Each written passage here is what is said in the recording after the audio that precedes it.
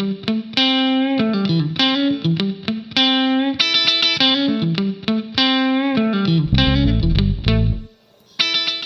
tal? Bienvenidos a Tirando el Libro con Bogar y con Amilcar. Otro episodio más para seguir platicando de los textos que nos apasionan, que nos gustan y que queremos compartir con todos ustedes para que los lean y nos comenten, por supuesto, qué les parecieron. Recuerden, por supuesto, también darle me gusta a este video, comentar y suscribirse a nuestro canal para que no pierdan detalle de todo lo que platicamos y de la información que vamos subiendo poco a poco. En esta ocasión vamos a dedicar el video a un texto que está repartido en 3 libros. Lo vamos a hacer en 3 entregas. Vamos a empezar con el primer libro y también hay una entrevista que le hicimos al autor de estas obras. Lo van a poder ver por aquí si quieren seguir la entrevista que realizamos en la Feria Internacional del Libro Universitario de la Universidad Veracruzana. Aquí lo podrán ver. Pero vamos de lleno a comenzar con este primer texto, este ciclo o esta serie de videos que vamos a hacer del País de la Niebla. Adelante, Boguer. Gracias, Amilcar. Pues esta saga, El País de la Niebla, escrita por Jorge Galán, escritor salvadoreño, que tuvimos, como ya bien menciona Amilcar, la dicha y la oportunidad de entrevistar en la FILU este año. Comienza con esta aventura que se llama La Ruta de las Abejas, este primer capítulo, digamos, de esta saga, donde pues obviamente nos presentan a Lovias Rumin y a un par de personajes, bueno, bastantes personajes más que lo van a ir acompañando durante esta aventura fantástica. Antes de empezar a platicar acerca del libro tal cual, pues yo sí quiero comentar que de inicio, cuando nos invitaron a entrevistar a Jorge Galán, pues no nos habían dicho qué íbamos a leer. Entonces, yo jamás me imaginé que iba a ser una trilogía de fantasía. De fantasía. Cuando nos avisaron, la verdad es que dije, bueno, pues, o sea, si no nos dieron a elegir. Y dije, bueno, pues va a estar bien. Algo que he aprendido justamente con Tirando Libros, sobre todo con el club de lectura, es que, como lo decía en el capítulo anterior, me he sorprendido gratamente de leer cosas que no me imaginaba, ¿no? que me iban a gustar. Entonces la verdad es que con esto pasó justamente esa situación. De inicio dije, ay no, me tardé un par de días después de que me entregaron la trilogía, y cuando lo empecé a ojear dije, bueno, a ver de qué va. La verdad es que dije, ok, capítulos cortos, entiendo el tema de quizás está orientado más para jóvenes, pero muy bien escritos, o sea, con palabras precisas, un poco de repente descripciones hasta cierto punto poéticas, y en las primeras 20 páginas dije, ok, suena bastante bien, y le dije a Milka, A seguir. ya lo empecé a ojear y la verdad es que me gustó bastante. Entonces, a partir de ese momento, pues tuve ahí como ciertos vaivenes con el tema de cómo está escrito. Otra vez menciono lo de los capítulos pequeños. Yo estoy acostumbrado como a leer algo y tratar de imaginarme cómo son las cosas, y esto como que te obliga, ¿no?, a seguir, pero la historia también te invita a decir, bueno, ok, va. Entonces, de alguna manera te tienes que crear como ese escenario, o sea, más bien sumergirte en la idea de que va a haber este escenario fantástico que no te va a permitir, bueno, la historia no te va a permitir como detenerte tanto, sino sobre la marcha ir metiendo estos elementos. Pero a pesar de que está escrito en pequeños capítulos, como mencionabas, las palabras precisas e incluso poderosas, porque realmente evocan, ¿no?, estos escenarios, esta fantasía, esta magia, mundo donde hay mitos, leyendas y situaciones mágicas. Exactamente, fantásticas y mágicas. Sí, hay que decir que todo ocurre en un continente imaginario creado completamente por Jorge Galán. Aquí vamos a poner la imagen del continente, si se dan cuenta es... Ajá, lo puedes compartir, de todos modos lo vamos a poner en la imagen. Es totalmente de su imaginación y ya posteriormente un diseñador lo pasó a esto que pueden ver aquí en la pantalla. Y entonces la idea central es que el continente está dividido en los del norte y los del sur. Justo al centro se establece una línea imaginaria que en determinado momento se conoce como Valle de las Nieblas. Y entonces han transcurrido cientos de años, de tal forma que las personas que viven debajo del Valle de las Nieblas ya no conocen a los que viven al norte, después del Valle de las Nieblas. Hay toda una serie de leyendas, de historias, de muertes, de excursiones que se han realizado, y entonces básicamente se acostumbran a vivir en la porción de tierra que conocen hacia el sur, y los del norte también en esa porción. Esa es la premisa de la cual parte toda esta historia mágica, que hay una división clara entre estas dos zonas geográficas, que ya una vez preguntándole a Jorge Galán, nos dijo que tiene relación con lo que ocurre en su país. Él es de El Salvador, y gran parte de la violencia que se puede leer en toda la trilogía tiene un vínculo muy estrecho con lo que ocurre en El Salvador, y él lo que buscaba, de acuerdo a lo que nos contestó, era transmitir esa violencia que ocurre a través de una cuestión mágica. Claro. Y que, por ejemplo, digo, aquí en Jalapa y seguramente en muchas partes del mundo, pero quizá también de México, que si haya gente que nos está siguiendo, cuando pensamos en la niebla, al menos aquí en Jalapa, pues primero que nada pensamos en la neblina, ¿no? Más que en la niebla. Y la neblina tan espesa, pues no te deja ver, ¿no? Más allá, cuando vas en la carretera y hay una neblina impresionante, pues tienes que ir muy, muy bajito. Ahora, esta niebla, ¿no?, de la que habla Jorge Galán, yo me la imagino como cuando se pone nublado el cielo y que se ve oscuro tal cual, ¿no? O sea, una neblina más negra, ¿no? Una niebla más negra que blanca o que grisácea. Y pues finalmente, o sea, la verdad es que cuando empiezan a meterse en este valle, pues es un lugar completamente, no ven nada, escuchan cosas terroríficas, saben que hay criaturas, bueno, imaginan que hay criaturas malignas, ¿no? Magos, brujas, etcétera. La verdad es que es un lugar, pues, que puedes entender como, bueno, ¿por qué la gente se quedó en su espacio? Porque los pocos que intentaron llegar, de repente ya no se sabía nada de ya ellos, no regresaban.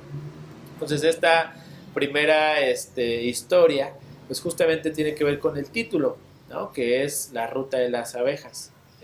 Ahí sale dentro de estas leyendas que se van contando, que hay un árbol, el árbol de Joma, que es el que le da vida a todo este continente y a todo lo que existe, y por alguna razón tienen que ir hacia allá como para saber qué está pasando, ¿no? Quieren conocerlo. Exactamente, conocerlo y ver qué les ofrece, ¿no? Y para llegar hacia ese árbol tienen que seguir la ruta de las abejas, unas abejas que se llaman abejas morneas. Me las imagino pues muy parecido a lo que está ahí en la portada del libro, abejas más grandes de lo normal y que brillan justamente en la oscuridad, ¿no? De un brillo dorado, muy intenso, y que debió de haber sido muy bonito en el momento en el que lo vías. Y en ese momento iban ¿con quién iban en ese momento? Lóriga y Lóriga y Nu, exactamente. Que son dos ralicias. Hacia el sur del continente hay una zona que es la zona de los ralicias, y ellos son los que convencen a Lobías Rumín de sumarse a esta travesía. Sí. Realmente Lobías Rumín es un chico que se puede pensar que tiene 16, 17 años, que está inconforme con la situación que le tocó vivir. Él no conoció a sus padres, vivía con su abuelo, y luego cuando su abuelo murió lo dejó con sus tíos, pero realmente nunca se insertó del todo bien en la sociedad en la que vive, que es un pueblo que se conoce como Eldin Menor.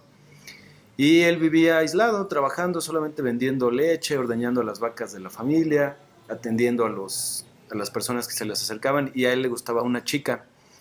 Pero, Mara. Exactamente, pero Lobías Rumín de niño vio un domador de tornados, y estos se creían extintos hace cientos de años. Entonces, cuando lo platica, pues empiezan a reír de él y se vuelve motivo de burla en todo Eldin Menor. Entonces decide aislarse, se vuelve más bien un personaje enfocado en su vida personal, y estas preguntas que se hace continuamente de ¿para qué existo?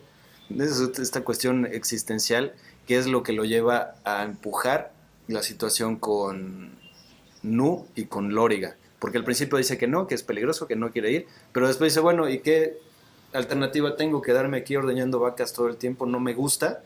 Entonces, ¿qué tengo que perder? Pues adelante, la aventura. Claro. Y ese es el Que inicio. también, o sea, digo, analizando un poquito esto que mencionas, pues al final parte de esa elección que él hace, pues es justo porque se encuentra con estos dos ralicias que de alguna manera depositan una fe en él que todo el demás pueblo, su familia y demás, le había quitado, ¿no? En los pocos años de vida que llevaba.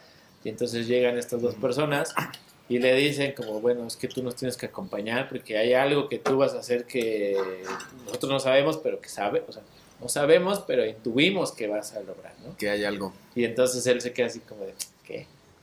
¿No? Ajá. Y si yo nada más ordeño vacas, ¿no? O sea, y nadie me cree. Y de hecho no les cuenta la historia del domador hasta Sí, no más les adelante. dice, ajá, por eso mismo, porque no quería que se rieran de él. Pero al final de cuentas él sabía, bueno, esa percepción de que alguien, ¿no? Te reconoce sin conocerte, pues creo que es también lo que lo impulsa, además de lo que ya mencionas. Y pues este libro básicamente es la introducción de este continente que menciona Milcar, del Valle de la Niebla, de estos otros pueblos que, como decías, están separados, ¿no? Y que pues no sé, o sea, se conocen de historias y de leyendas y de mitos, pero en esa actualidad no, justamente por la separación que hay, ¿no? Y justamente algo que sucede es que de ese mapa que vimos, pues tú sabes que en algún momento van a hablar de los otros puntos que están ahí, aunque todavía en esta introducción mucho se queda, digamos, para más adelante. Exactamente, y es la introducción. Más adelante en los textos regresa hacia lo que viven en este momento los personajes, de una cuestión de los tiempos. Y ahí es justamente donde conocen a otro personaje crucial para la historia que se llama Valabi o Vi, que es una chica que va a acompañar a Lobías durante toda esta travesía para poder salvar a todo el continente. Y que de hecho, Jorge nos decía que el rol de Vi no estaba como desde el inicio, ¿cómo llamarlo? O sea, no lo había imaginado y más adelante le fue dando como mayor peso, ¿no? Y finalmente, bueno, ya que Se ojalá volvió que protagonista. lo lean, se vuelve protagonista de esta gran historia. Exactamente. Y justamente, bueno, ¿quieres decir algo más de esta primera historia? Sí, iba a agregar nada más que el texto, la primera historia avanza en el recorrido de estos personajes a través de la niebla. Se dan cuenta que sí hay un mundo al norte de esta zona que la parte del sur creía ya extinta, muerta, llena de maldad, y comienzan a avanzar y eventualmente van a llegar al árbol de Homa. Y es ahí donde se desencadena una situación que va a abrir la pauta hacia los siguientes libros. No quiero adelantar más información, pero es un hecho eso que ocurre. Entonces, la maestría con la que se narra cada uno de los episodios, aunque la mayoría son cortos, la verdad es que dan una gran cantidad de información, una parte poética y sobre todo apelando a la cuestión sensorial que platicábamos nosotros y se lo preguntamos a Jorge Galán, de la cuestión de la percepción, los sonidos, los olores, los colores, todo lo que se puede visualizar, y es algo muy recurrente que resulta desde mi punto de vista muy satisfactorio tenerlo presente porque apela a una cuestión del país, de algo que viaja, que no lo podemos ver, pero que eventualmente sabemos o intuimos que ahí está. Correcto. Sí, la verdad es que también en este sentido, le hacíamos esta pregunta a Jorge. Bueno, yo le reconocía como la parte que dentro de esta historia fantástica hay muchas cosas, ¿no? De nuestra realidad con las que te puedes identificar. Entonces, a pesar de que estás en un mundo fantástico,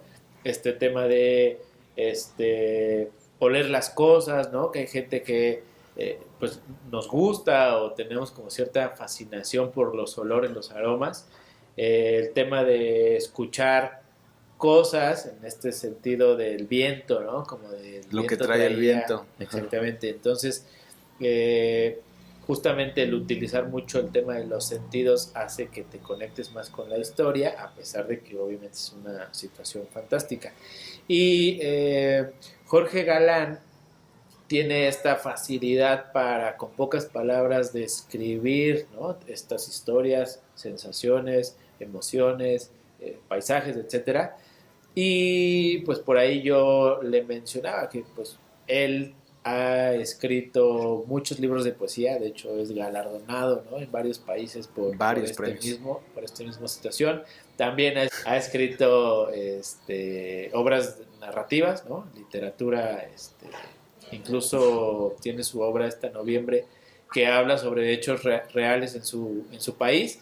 En Salvador. Y entonces pues tiene esta facilidad para que con pocas palabras nos muestre un mundo muy muy rico, justamente hablando de esta parte poética que ya había explorado muchísimos años. Exactamente, es una creatividad asombrosa. Boger y yo platicábamos acerca del proceso para poder escribir algo así, en donde hay una gran libertad, y Jorge Galán nos lo comentó. En el caso de la fantasía hay una gran libertad para poder escribir, la imaginación puede llegar a donde uno quiera, a diferencia de la cuestión periodística o de la cuestión de investigación, de los ensayos, en donde tiene que estar basado en hechos y en otros textos y cuestiones que ocurrieron, análisis, etcétera. Y aquí él, pues básicamente lo que hizo fue sentarse a imaginar todo lo que iba ocurriendo en relación de lo que él veía, también en donde lo escribió, porque nos platicaba que él creció en El Salvador en una zona que estaba cercana a una montaña, y es ahí donde crece Lovías Lumen, en una región cercana a una montaña y de la neblina. Entonces, eso es impresionante. La verdad es que es un texto que a mí me gustó mucho. Boger me platicó que también, y lo recomendamos para que puedan insertarse en este camino de la lectura fantástica, si es que les apasionan historias como la del Señor de los Anillos, de Game of Thrones, de... ¿cuál otra podrías poner en esa categoría? Narnia. Las Crónicas de Narnia, entre otras. Tal vez esas serían las más significativas, pero si les gusta, seguramente esto es algo que les va a llamar la atención y lo deben seguir. Es literatura latinoamericana en este género de fantasía, que está muy bien realizado, está muy completo y seguramente les va a gustar. Ya una vez que lo lean, por favor, comenten ahí abajo qué les pareció. Jorge Galán es el autor, La Ruta de las Abejas, y es editorial Gran Travesía de Océano. Y pues ya nada más para ir cerrando, nos faltaron ciertas preguntas que le queremos hacer a Jorge Galán. Afortunadamente nos compartió su correo para poderlo contactar y en algún momento hacer Tirando Libro con Jorge Galán, y pues hacerle esas preguntas que por ahí nos faltaron, expresarle ese reconocimiento que también por ahí nos faltó en ciertas cosas. Entonces ojalá que lean esta trilogía, y si se les ocurre alguna pregunta que le podamos hacer a Jorge, pues con gusto la anotamos y cuando nos volvamos a reunir con él se la preguntamos, ¿vale? Entonces disfruten literatura fantástica que no es para niños, es para gente que le guste emocionarse. Exactamente, así es. Y Boger, me parece que tienes una frase. Claro que sí, pues amigos, acérquense a la Biblia, lean un cómic, pero pues hay que leer.